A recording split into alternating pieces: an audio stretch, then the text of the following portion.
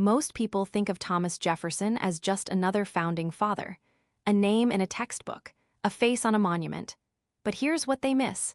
Jefferson wasn't just present at America's creation. He was the architect of an idea so radical, so dangerous to the established order, that it changed the trajectory of human civilization forever. This is the story of how one man's mind became the foundation of modern democracy. And more importantly, it's about what that mind can teach us today about thinking independently, standing for principles, and shaping the world through ideas rather than force. Before we dive into his achievements, we need to understand something crucial. Jefferson didn't start as a revolutionary. He started as a student, a reader, a thinker who asked questions nobody else dared to ask. That's where his power began, and that's where yours can too. Let's start at the beginning, because the foundation matters. Thomas Jefferson was born in 1743 in colonial Virginia into a world that seemed unchangeable. Kings ruled by divine right. Social classes were fixed at birth. The idea that ordinary people could govern themselves was considered laughable, even dangerous. The established order had existed for centuries, and challenging it seemed impossible. But Jefferson's mind didn't accept impossible. From his earliest years, he was curious about everything. Not just curious in a casual way, obsessively, relentlessly curious. He wanted to understand how things worked, why societies were structured the way they were, and whether they had to stay that way. His father died when Jefferson was 14, leaving him land and enslaved people, making him part of Virginia's plantation aristocracy. He could have simply enjoyed his inherited privilege. Instead, he spent his inheritance on books. Thousands of books. Philosophy, science, law, architecture, languages, agriculture, mathematics. He read in English, French, Latin, Greek, Italian, and Spanish. He didn't just collect knowledge, he consumed it, questioned it, and used it to build something new. Here's what's remarkable about this. Jefferson understood something most people miss. Real power doesn't come from wealth or status. It comes from the quality of your thinking. While others were focused on expanding their plantations or climbing social ladders, Jefferson was building mental frameworks that would eventually dismantle the entire system. Think about that approach in your own life. When everyone else is focused on the external, the appearances, the credentials, the superficial markers of success, what are you building internally? What intellectual foundation are you constructing that will allow you to see possibilities others can't see? Jefferson studied law at the College of William and Mary, but he didn't just memorize statutes. He studied the philosophy behind law. Why do laws exist? Who has the right to make them? What is the source of legitimate authority? These weren't academic questions to him. They were the foundation for revolution. By his mid-20s, Jefferson had developed a worldview built on reason, natural rights, and the radical idea that government exists to serve the people, not the other way around. This wasn't popular thinking. It was dangerous thinking. But Jefferson had the courage to follow his logic wherever it led. Then came the crisis that would test everything he believed. In the 1760s and 1770s, tensions between the American colonies and Britain escalated. New taxes, military occupation, the steady erosion of colonial rights. Most colonists complained but ultimately accepted British rule as inevitable. After all, Britain was the most powerful empire on earth. Resistance seemed futile, but Jefferson saw something different. He saw that the emperor had no clothes. British authority in America didn't rest on justice or consent, it rested on tradition and force. And tradition, Jefferson believed, was just the tyranny of the dead over the living. Why should Americans accept rules made by a king across the ocean who didn't represent them, didn't understand them, and didn't care about their welfare? In 1774, Jefferson wrote a summary view of the rights of British America. It wasn't a diplomatic petition. It was a philosophical bomb. Jefferson argued that the American colonists had the same rights as free people everywhere, that these rights came from nature and reason, not from the king's generosity, and that when a government violated these rights, the people had the right to withdraw their consent. This was sedition, this was treason, this could get him hanged. Jefferson published it anyway. Why? Because he understood a truth that timid people never grasp. Some ideas are worth the risk. Some principles are non-negotiable. And silence in the face of injustice isn't neutrality, It's complicity. Here's the lesson for us.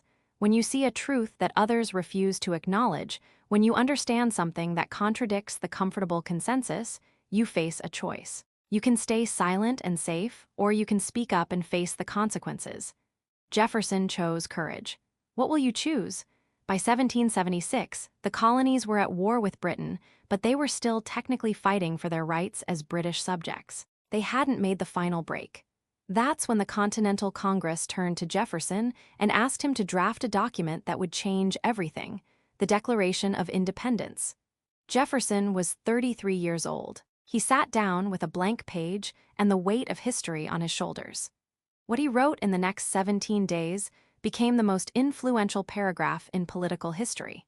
We hold these truths to be self-evident, that all men are created equal, that they are endowed by their Creator with certain unalienable rights, that among these are life, liberty, and the pursuit of happiness, that to secure these rights, governments are instituted among men, deriving their just powers from the consent of the governed. That whenever any form of government becomes destructive of these ends, it is the right of the people to alter or to abolish it. Read those words again slowly. Feel their weight. Jefferson didn't just criticize the British king. He rebuilt political philosophy from the ground up. He said that rights don't come from governments or kings, they come from our nature as human beings. He said that governments exist to protect these rights, and when they fail, the people can replace them. He turned the entire political order upside down. This wasn't just poetry. This was revolution weaponized as philosophy, and it worked. These words became the justification for American independence and eventually for democratic movements worldwide. But here's what most people don't understand about the Declaration. Jefferson knew he was setting a standard America couldn't immediately live up to. He owned enslaved people while writing that all men are created equal. He knew the contradiction. He struggled with it. In his original draft, he included a passionate condemnation of slavery, blaming King George for the slave trade. Congress deleted it. Does this hypocrisy invalidate his ideas? No, it makes them more powerful. Jefferson gave America and the world a promissory note, as Martin Luther King Jr. would later say. The words were there, on paper, establishing a standard of justice that future generations could use to demand their rights. The civil rights movement, women's suffrage, labor rights, all of them pointed back to Jefferson's words and said, "You promised equality, now deliver it." That's the power of ideas.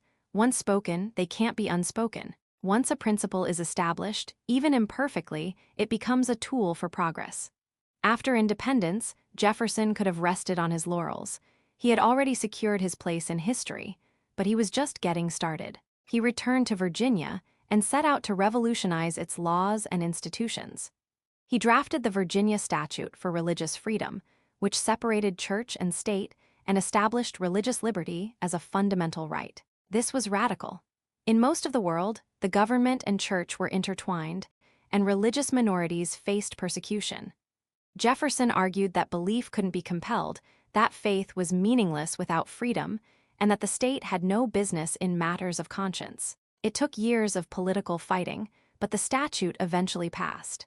Jefferson considered it one of his 3 greatest achievements, alongside the Declaration and founding the University of Virginia. Why? Because he understood that democracy couldn't survive without freedom of thought. If government could control what you believed, it could control everything. Think about the battles Jefferson chose to fight. He didn't pursue personal glory or wealth. He fought for structural changes that would expand freedom for generations. That's strategic thinking. That's playing the long game. What battles are you choosing? Are you fighting for things that matter beyond your immediate circumstances? In the 1780s, Jefferson served as American minister to France. He witnessed the build-up to the French Revolution firsthand. He advised French reformers, even as he worried that their revolution was moving too fast, too violently. He believed in gradual, reasoned progress, not sudden upheaval. The French Revolution's descent into terror confirmed his fears. Revolutions without careful institutional design often replace one tyranny with another. This shaped Jefferson's thinking profoundly. Ideas matter, but so does implementation. Democracy needs more than passionate speeches. It needs constitutions, checks and balances, educated citizens, and respect for process. Enthusiasm without structure leads to chaos. When Jefferson returned to America, he found the new nation splitting into factions. Alexander Hamilton wanted a strong central government, a national bank, and close ties with Britain. Jefferson wanted limited federal power, agrarian democracy, and support for France. These weren't just policy disagreements, they were competing visions of America's future. Jefferson became Secretary of State under George Washington, but he clashed constantly with Hamilton. Eventually, these conflicts gave birth to America's first political parties, Hamilton's Federalists and Jefferson's Democratic Republicans. American politics has been shaped by their debate ever since. Here's the key insight. Jefferson didn't see politics as a game to win. He saw it as a battle over principles. He genuinely believed that concentrated power, regardless of who held it, threatened liberty. He fought Hamilton not out of personal animosity, but because he thought Hamilton's vision would recreate the monarchy they'd just escaped. Was Jefferson always right? No. His trust in agrarian virtue over commercial development underestimated America's economic potential. His strict interpretation of the Constitution sometimes conflicted with practical governance, but he was consistent in his principles, and that consistency gave his political movement coherence and power. In 1800, Jefferson ran for president in one of the nastiest campaigns in American history. Federalists called him an atheist, a radical, a puppet of France. They said his election would bring chaos and moral collapse.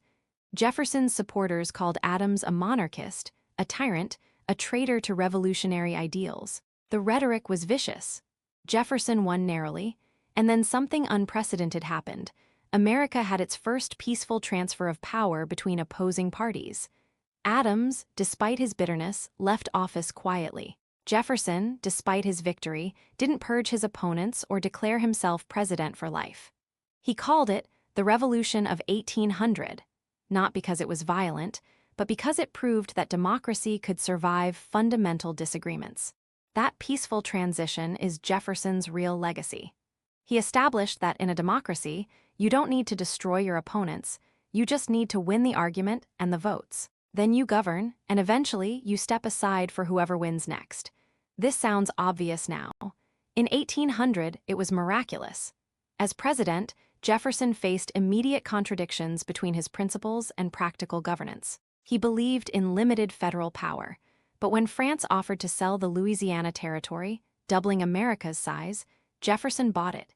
Even though the Constitution didn't explicitly authorize such purchases, he bent his principles because the opportunity was too important to pass up. Some saw this as hypocrisy. Jefferson saw it as pragmatism. Pure ideology is beautiful in theory, but governing requires judgment calls. Sometimes you have to compromise a smaller principle to serve a larger one. The key is knowing which principles are negotiable and which aren't. For Jefferson, expanding American territory and opportunity was worth stretching constitutional interpretation. Violating individual rights never was. This tension between principle and pragmatism is something every leader faces. Every person committed to ideals faces it. You can't govern or live on pure theory. Reality is messy. But you can't abandon your principles either, or you lose your compass entirely. Jefferson navigated this tension imperfectly, but thoughtfully. His example teaches us that consistency isn't the same as rigidity, and compromise isn't the same as surrender. Throughout his presidency, Jefferson promoted education relentlessly. He believed democracy depended on educated citizens who could think critically, evaluate evidence, and resist manipulation. An ignorant population would inevitably surrender freedom for security, truth for comfortable lies. Education was the vaccine against tyranny. After leaving the presidency, Jefferson devoted his final years to founding the University of Virginia. He designed the buildings, selected the faculty, chose the curriculum, and established the principles. No religious requirements, no rote memorization. Students would learn to think, question, and discover. The university was his final gift to democracy, a factory for producing free minds. Jefferson died on July 4, 1826, exactly 50 years after the Declaration of Independence was adopted. His last words were reportedly asking if it was the fourth yet. John Adams died the same day. His last words supposedly, Thomas Jefferson survives. They didn't know they were dying together, these old friends and rivals who had helped birth a nation and then argued passionately about its future. Jefferson's tombstone, which he designed himself, mentions only 3 achievements: author of the Declaration of Independence, author of the Virginia Statute for Religious Freedom, and father of the University of Virginia. He'd been president, diplomat, governor, architect, inventor, scientist. But those weren't what mattered to him. What mattered were the ideas he planted, the freedoms he expanded, the minds he helped liberate. So what does Jefferson's life teach us, beyond the history? First, ideas have power. Jefferson changed the world not through military conquest or accumulated wealth, but through carefully reasoned arguments written on paper. He proved that a well-constructed idea, clearly expressed and courageously defended, can topple empires and reshape civilization. Never underestimate the power of thinking deeply and communicating clearly. Second, courage means following your convictions even when it's dangerous. Jefferson risked everything by challenging British authority. He faced vicious attacks for his political beliefs. He implemented controversial policies knowing they'd damage his reputation.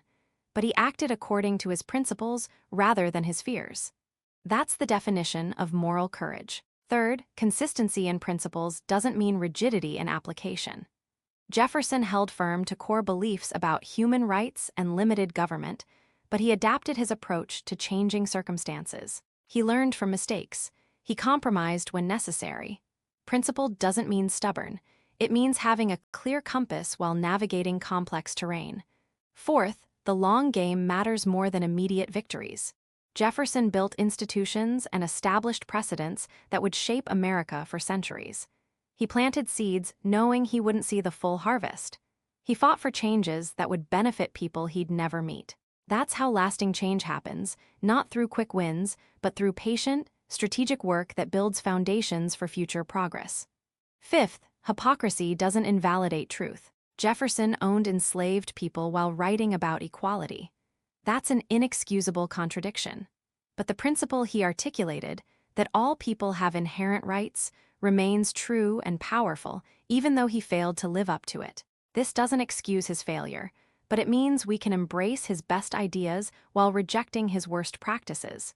We can be inspired by his vision while acknowledging his blindness. Sixth, democracy is fragile and requires constant maintenance. Jefferson understood that freedom isn't a permanent achievement, it's a continuing project. Each generation must defend rights, resist tyranny, stay informed, and participate in governance. Complacency kills democracy faster than any external enemy. That's as true today as it was in 1776. Finally, education is the foundation of everything else. Jefferson returned to this theme constantly because he understood that democracy, science, progress, and prosperity all depend on people who can think critically and act rationally. Ignorance doesn't just limit individuals, it endangers societies. Investing in minds is investing in the future. Jefferson wasn't perfect. Far from it. His failures regarding slavery represent a profound moral catastrophe that stains his legacy and caused immeasurable suffering. His policies toward Native Americans were often unjust and harmful. His idealization of agrarian life underestimated industrial progress. His distrust of federal power sometimes hindered necessary governance. But here's what we can learn from even his failures: acknowledge them, understand them, and do better. Jefferson gave us principles that transcend his personal failures. He gave us tools to criticize him and the world he helped create. That's the mark of truly powerful ideas. They provide standards even their creators can't always meet. Today, when democracy seems fragile, when misinformation spreads faster than truth, when cynicism replaces engagement, Jefferson's example matters more than ever. He showed us that ordinary people, through clear thinking and courageous action, can challenge entrenched power. He proved that ideas matter, that words have weight, that principled argument can change the world. You don't need to be a genius to follow Jefferson's example. You don't need his library or his talents. You just need to think carefully, speak honestly, act courageously, and stay committed to principles larger than yourself. You need to read widely, question constantly, and refuse to accept that things must stay as they are simply because that's how they've always been. Jefferson once wrote, "I like the dreams of the future better than the history of the past." He was always looking forward, always imagining better possibilities,